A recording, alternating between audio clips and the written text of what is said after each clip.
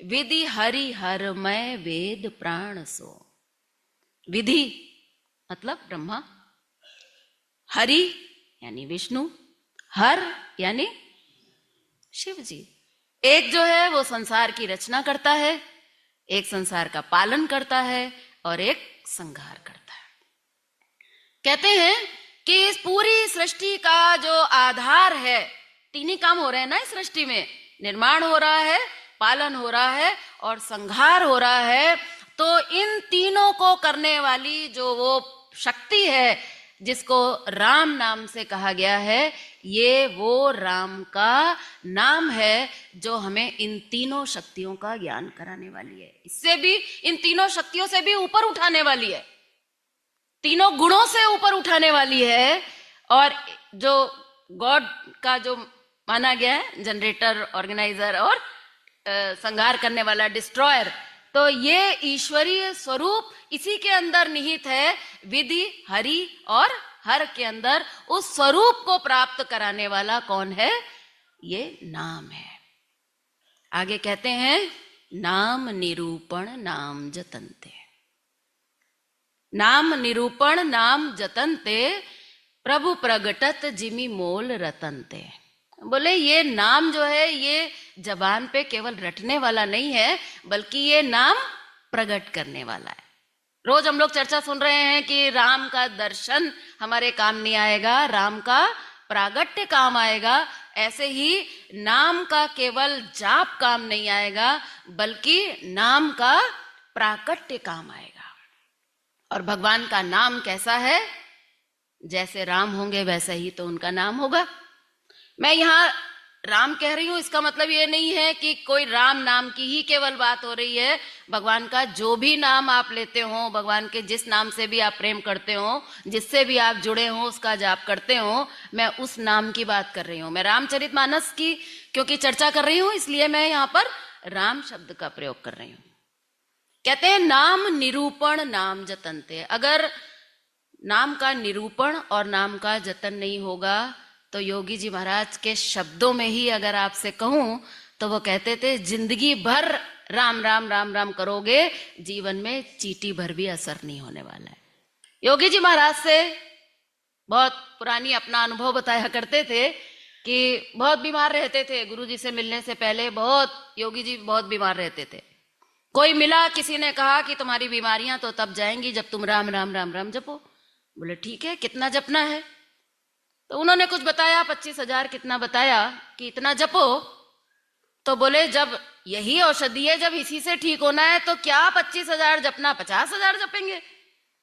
योगी जी महाराज बताते थे अनेक वर्षों तक उन्होंने जितना कहा गया था उसका दुगना राम राम राम राम किया।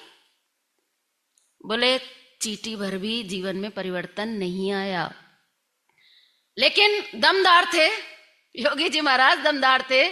कहते थे कि मैंने माला रख दी।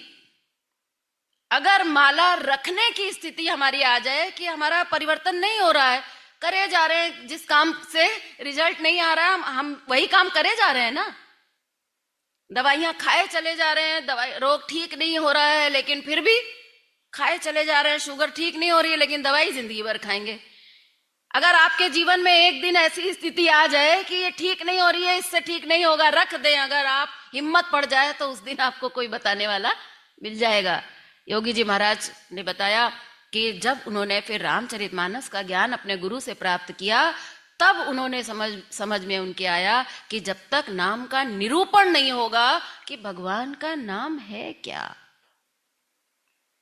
जब तक हमने ये नहीं समझा।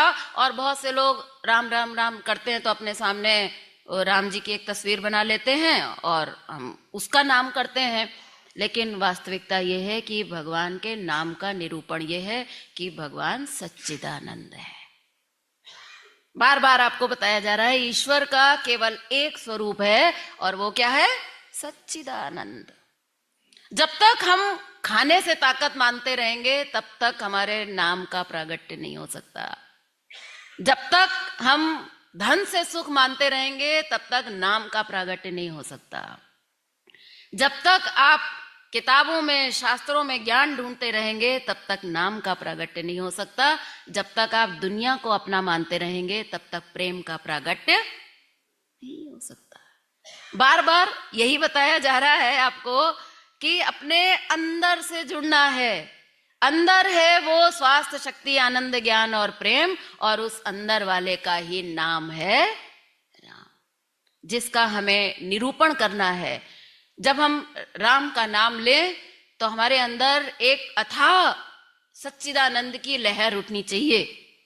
जैसे अगर आप मान लीजिए नदी का नाम जपें, आप कहें नदी, तो क्या होगा?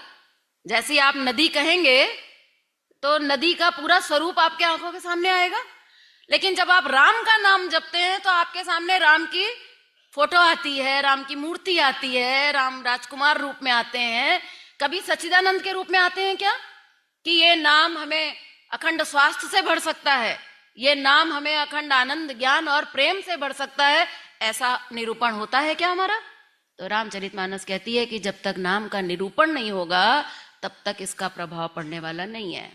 अगर आपने जान लिया कि भगवान का नाम क्या है और उसके बाद आपने उसका जतन किया, नाम निरूपण नाम जतन थे।